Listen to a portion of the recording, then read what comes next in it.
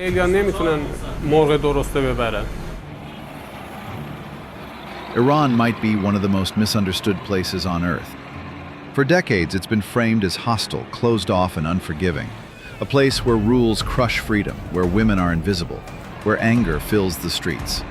The headlines tell one story, but there's so much more to discover. But what if most of that isn't the whole truth? What if we turned off the news, closed the BBC tab, and started walking the streets ourselves? In this travel documentary, you'll meet a country that doesn't beg for sympathy. It simply wants to be seen for what it really is. This isn't the Iran they showed you. It's the Iran they never dared to print. They're creative. They have very good potential. They say Iran is extreme in ideology, in isolation, in everything. But when you step off the boulevard and into the alley, that story begins to fall apart. Just beyond the highways of Tehran, where glossy billboards shout slogans from a different era, you'll find another Iran, one the cameras rarely show. Walk into the south districts of Tehran, and you'll see children barefoot on cracked concrete, chasing plastic bottles instead of footballs. A man with a crutch leans on a rusted pole, begging in silence. A woman, face hidden by a torn scarf, quietly asks if you have any leftover bread. There are over 3.5 million people living below the official poverty line in Iran, according to the Iranian Parliament's Research Center in 2023. In parts of Sistan and Baluchistan province, over 45% of children under 12 don't attend formal school, not because school is banned, but because hunger speaks louder than education. Electricity is patched together with plastic ropes. A warm shower is a luxury, and clean drinking water, a gamble. In Khorramshahr, a city once destroyed by war and still half rebuilt, locals must boil tap water or risk infections. Even in Tehran's outskirts, power outages can last hours, sometimes days. And yet, even here, kindness finds its way in. Teenagers tutor younger kids with chalk on brick walls. Grandmothers share tomatoes from backyard vines. You won't see this on the evening news, but it's real. Iran documentary after Iran documentary keeps showing palaces, protests, or politics. But this is Iran too, the quiet fight to stay human. So is this all there is to Iran? Not even close. Tehran, a city of nearly 15 million, pulses with contradiction. Rooftop cafes, French perfumes, underground raves, all less than a mile from a child selling gum on the sidewalk. Iran doesn't just defy the headlines, it dismantles them.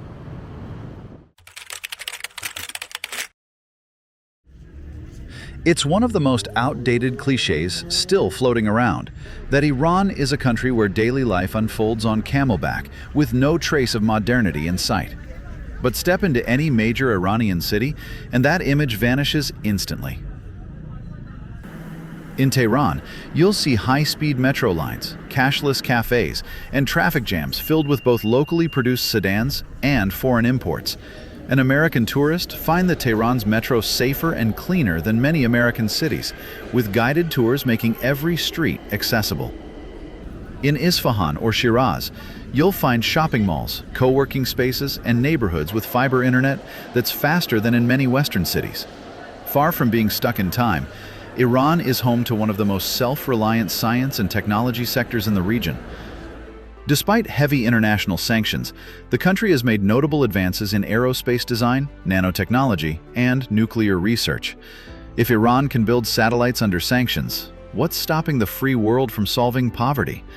Iran has launched its own satellites and continues to develop an independent space program.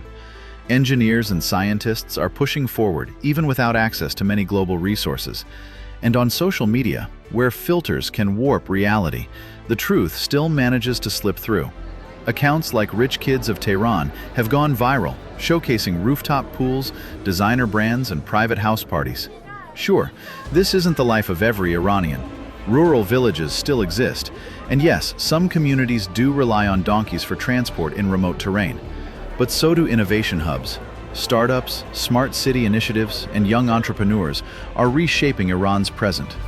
Iran isn't stuck in the past, it's living in two versions of the present at once. And that's what makes it so fascinating.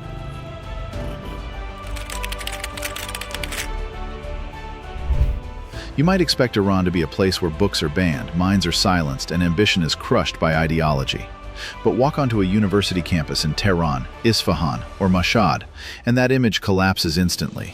Students, both men and women, gather in open courtyards, laptops in hand, trading PDFs over Bluetooth, preparing for pitch competitions, robotics fairs, and late-night poetry readings.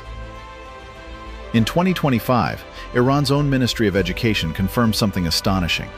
Nearly 60% of all university students in the country are women. Let that sink in, 6 out of 10. And literacy. According to UNESCO's 2024 data, over 85% of Iranians can read and write. That's a higher rate than many neighboring countries, often seen as more advanced. In lecture halls and underground study groups, Iranian students dive into AI, philosophy, physics, and film. They build apps, write novels, and debate global ethics. One shining example, Maryam Mirzakhani, the late Iranian mathematician who became the first woman in history to win the prestigious Fields Medal, the Nobel Prize of Mathematics. Her journey began in Tehran's classrooms. Yes, censorship exists. VPNs are common. Forbidden books pass quietly from hand to hand. But these aren't signs of defeat. They're proof of determination. Education here isn't about passing tests. It's about daring to think. If knowledge is power, what does it say about a country where women lead the classroom and rebels read philosophy by candlelight?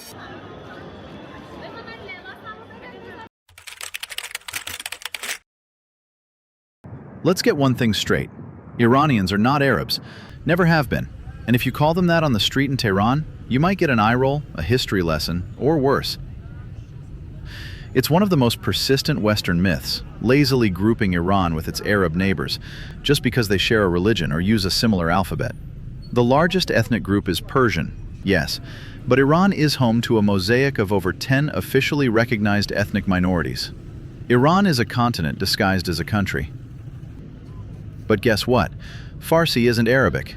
It's an Indo-European language, like English or French. Most Iranians wouldn't understand a single Arabic sentence unless they studied it. Speaking Arabic in Tehran is like speaking Spanish in Moscow, completely misplaced. Yes, Iran is Muslim, but so is Indonesia, and no one calls Indonesians Arabs. So why this constant mix-up? Maybe it's ignorance. Maybe it's media laziness. Maybe it's just easier to slap a one-size-fits-all label on the entire Middle East and call it Arab. But Iran has a 2,500-year-old Persian identity, older than Islam, older than the Quran, older than most empires that tried to erase it. The architecture, the poetry, the food, the language, none of it is Arab. And the people, they're fiercely proud of that distinction. Is it harmless ignorance or a refusal to see cultures for what they really are?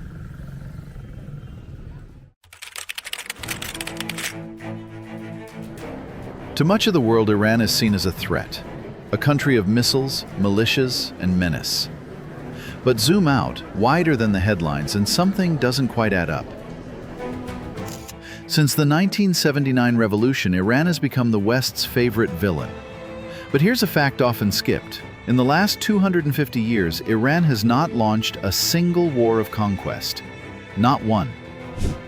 Even the brutal Iran-Iraq War from 1980 to 1988, which cost over 500,000 Iranian lives, was started when Saddam Hussein invaded. And today, Iran's military strategy explicitly centers around defense. Top generals reiterate it constantly. We will respond if attacked, but never strike first. Compare that to the military budgets of its neighbors. Saudi Arabia's per capita defense spending is 6 times higher, and the UAE outspends Iran by billions annually, according to the Stockholm International Peace Research Institute. Yes, Iran funds proxy groups. Yes, its foreign policy raises eyebrows, but there's a fine line between calculated deterrence and full-blown aggression. And here's the contradiction. When you walk the streets of Tehran, you don't hear war chants. You hear wedding songs, you hear job complaints, you hear people exhausted from being reduced to a political pawn. Iran's streets feel safe, with crime rates lower than many US cities, according to travel advisories. So ask yourself, is Iran truly aggressive? Or have we just repeated the same story for so long that it became true by default? Let's be honest. Who benefits from painting Iran as the villain? So maybe Iran isn't the aggressor. It's just been wearing the mask we gave it. But this is only one layer. What else have we misunderstood about this country? Stay with us, because the next fact might just flip your idea of Iran upside down.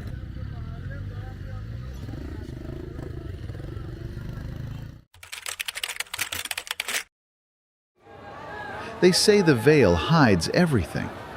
That a scarf on the head erases a woman's power, her identity, her sensuality. But walk through the streets of Tehran and you'll quickly realize it hides nothing. In fact, it dares you to look closer. In universities, women outnumber men. They top engineering programs, fill medical schools, and win academic awards. But it's outside the classroom where their silent rebellion becomes art. Iran's dress code tries to mute them. But women here turn fabric into flirtation, color into resistance. That scarf? Often tossed back just enough to reveal a perfectly framed face, red lips, cat eye liner, and cheekbones that carry centuries of defiance. The long coat? Cinched just enough to hint at form. Heels clicking against cobblestone, gold bracelets dancing on wrists like whispers. Everything is covered, and yet somehow more alluring. In today's Iran, the average age of first marriage for women has risen to 24.5 years, a sharp increase compared to 2 decades ago. In Tehran, that number pushes even higher, nearing 29. Meanwhile, international marriage is slowly rising, especially among educated urban women who study or work abroad. According to a 2023 study by Iran's National Organization for Civil Registration, cross-national marriages grew by 14% over the past decade, with many Iranian women marrying men from Europe, Canada, or Australia. Some see it as escape, others a chance to finally be seen beyond the veil. So here's a question that might make you curious. If Iranian women are this smart, this bold, and this driven, what kind of man, if any, do they actually want?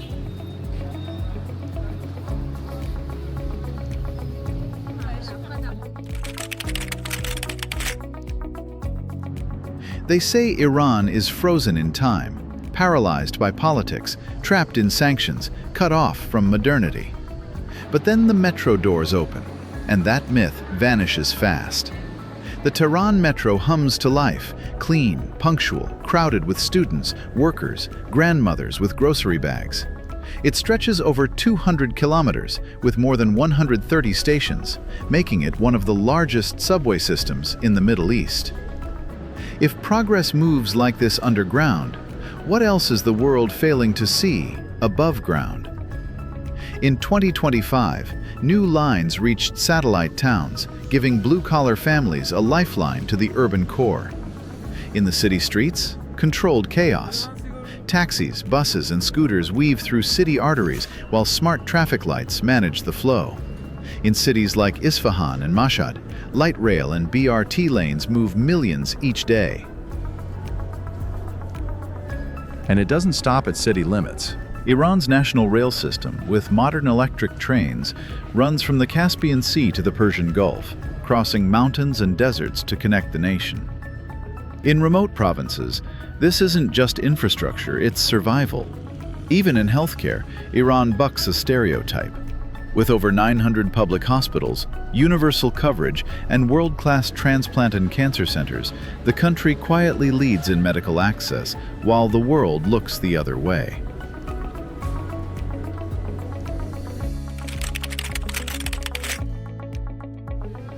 We've all seen the images: angry crowds, fists raised in protest, chants like "Death to America." It's shocking, and if that's all you've seen, it's easy to believe that Iranians have animosity toward the West or anyone from it. However, once you land in Tehran, you're met with something completely different. As soon as you step off the plane, people offer assistance with your bags, give you directions, and by the end of the day, a friendly stranger might invite you to their home for a meal. The truth is, most Iranians don't hate Westerners. The anger you often hear is directed at policies, not people. What might seem like hostility toward entire nations is often frustration at things like sanctions, foreign interventions, and the double standards they feel have affected their country. Even then, most of this frustration is aimed at governments, not the everyday traveler. In fact, Iran is one of the most hospitable countries on earth. This isn't just a personal opinion, it's a pattern that most travelers will confirm. In Iran, the hardest part of the day isn't navigating the busy streets or overcoming a language barrier, but politely declining the fifth invitation for tea in just a few hours. Persian culture places immense value on hospitality, seeing it as both a sacred and prideful tradition. Welcoming a guest is viewed as an honor, and most Iranians will go out of their way to make sure you feel safe, comfortable, and well-fed. Iranians don't hate you. They might ask about your impressions of their country. They want to know if you enjoy the food, the architecture, or the poetry. If you show interest, they will offer to show you parts of their world that don't often make it into the media. The deeper you go into Iran, the more difficult it becomes to hold on to any single simplified image of the country. Iran is far from one-dimensional. It's a place of complexity, culture, and contradiction. In 2023, Iran welcomed around 6 million international visitors, marking a significant 43% increase compared to the previous year. The number is expected to rise further, with projections suggesting over 7 million tourists by 2024. This boom in tourism highlights the shift in global perceptions about Iran, showing that it is a safe, fascinating destination despite its complex political image. Iran's hospitality, along with its rich culture and diverse landscapes, makes it a unique and inviting place. But to truly understand Iran, you need to experience it firsthand, beyond the headlines.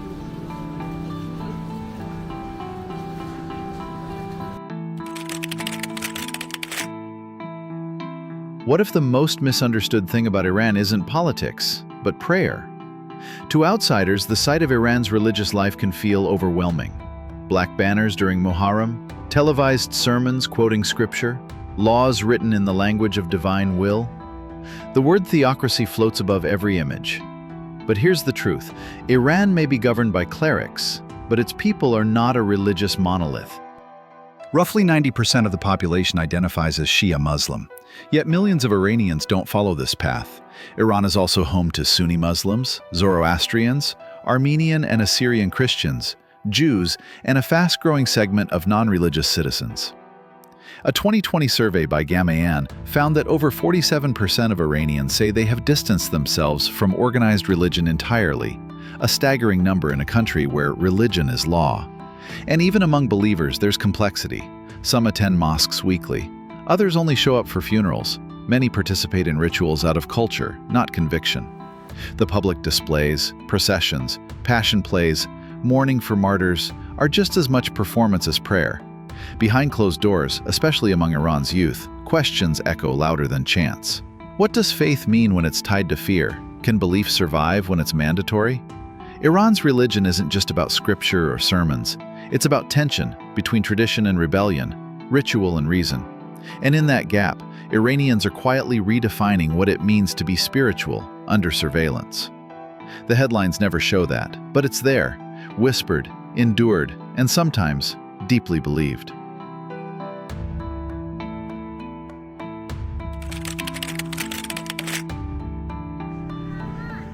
Step into Tehran, and the first thing you'll notice isn't silence, it's rhythm. Cafes pulse with indie rock and lo-fi jazz. The vibe in Tehran's cafes feels just like a small-town American diner gathering, where people trade stories, laughter, and the rhythm of everyday life. Booksellers whisper quotes from banned authors like Orwell and Hafez in the same breath. Teenagers pose for selfies beneath murals of ancient Persian kings, dressed in knockoff Balenciaga and Doc Martens. TEDx Tehran draws packed crowds where women, some in hijabs, some without, debate ideas of transparency, feminism, and identity in a nation that claims none of those exist. And underground art studios in Isfahan host gallery nights where bold paintings hang beside portraits of martyrs. Yes, surveillance looms, censorship is real, but so is the rebellion, quiet, creative, coded in color. A student launches a startup between VPN crashes. A filmmaker edits a band short at midnight. A poet posts in metaphors that slip through the censors. This isn't a society crushed by repression. It's one burning through it, slowly, fiercely, with glitter and grit. Iran isn't gray. It's every color fighting to be seen. So when someone tells you life in Iran is dull and hopeless, ask them, when was the last time they looked past the headlines?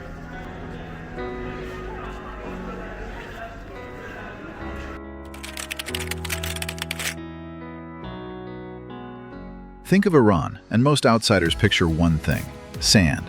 An endless, blazing desert dotted with camels and ancient ruins. But that image is less geography and more Hollywood fantasy. Yes, Iran has deserts. The Lut Desert once recorded the hottest surface temperature on Earth, over 159 degrees Fahrenheit. That's crazy, but it's true. Yet just a few hours north, everything changes. Towering forests hug the Caspian coast, drenched in mist. In spring, rice paddies ripple like green silk. In autumn, the hillsides burn gold and red. Drive west, and the Zagros Mountains greet you with snow-capped peaks and glacial winds.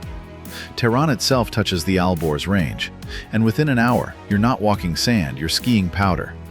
Dizin, one of Iran's top ski resorts, sits over 8,500 feet high, which runs longer than many in Europe. From subtropical humidity in the south to alpine chill in the north, Iran's climate swings wider than most imagine. Farmers grow citrus, pistachios, wheat, and saffron, all within a few hundred miles of each other. So no, Iran isn't a one-season wonder. It's a land of opposites, stitched together by elevation, latitude, and survival. If we reduce it to sand, we erase the snow. And in doing so, we erase the people who call all of it home. If Iran has forests, ski resorts, and snowstorms, why does the media still sell you nothing but sand and fire? Is it lazy reporting or something more intentional? Traveling to Iran isn't just about visiting another country.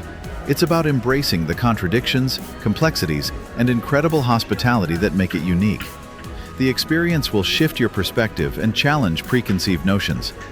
So, next time you hear something about Iran, remember that it's not just the headlines you should focus on.